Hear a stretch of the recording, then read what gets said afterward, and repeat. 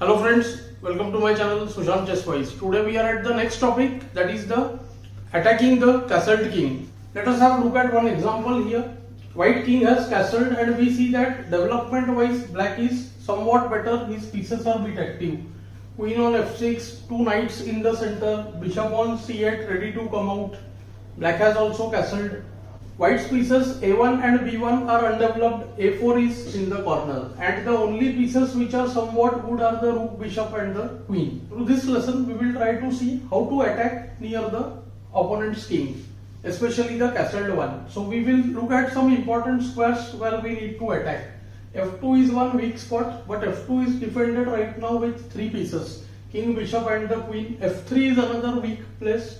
And black also intends to use the G file for the attack. So the candidate moves which come to mind are nf3 check, trying to use the relationship between the king, rook and the queen. Also after nf3 gf, qg6 check can be very handy.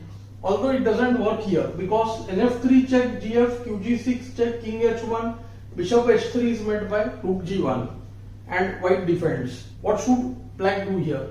He has a very interesting idea and a very strong move, that is bishop h3. The bishop tries to deflect the g2 pawn. If g takes h3 then knight f3 check and the queen is lost. That is one thing, but also there is a serious threat now. Black wants to go knight f3 check, g takes f3, queen g6 check and mates next move. White has few defending possibilities and they are, firstly there is nd2 trying to support f3. Black meets that with knight takes d2. The knight was defender of the f3 square, and after bishop takes d2, knight f3 check, it's game over. G takes f3 forced, and black can win by both queen f3 which threatens white on g2 and also qg6 when qg4, bg4, fg, qg4 wins for black. In the actual game, white went with the move king h1, but white has another very interesting move, queen d1, which is slightly difficult to refute. First, black should go here, qg6 attacking g2. This forces the move g3, and now we see once the g pawn moves, the h3 and f3 both squares have become weak. Black has the very strong bishop g4.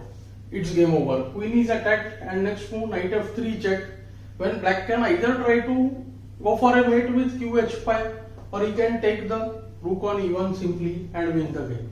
After the move king h1, black has a forced mate here and it's a long combination. We have to calculate till the very end, and here we see a very nice mating pattern with queen and a knight. So black starts the calculation in the line bg2, kg2, queen f3 check, forcing the move king f1. So bishop g2 check, king takes g2, queen f3 check. If king goes to g1, then black has to go with the move qg4 check, king f1, which is very much similar to the main game. White goes king f1, now comes queen h3 check, king e2 and the very important move qg4 check. First forcing the king back to f1, king d2 is not possible, king d3 and d1. All the squares are blocked. King f1 and the move knight f3. This same position we would have got after the move kg1 as well. Now not only the queen is attacked, after any queen move we see that, let's say qd1, there is the move knight h2, not just a check but it's a checkmate. The queen guards the e2 square, knight gives check and the g file is guarded by the queen. This way, if we see such positions where actual kingside attack is happening on the castled position, it helps us improve our understanding of the same, and I hope you will find the lesson useful and instructive. Thanks for your time.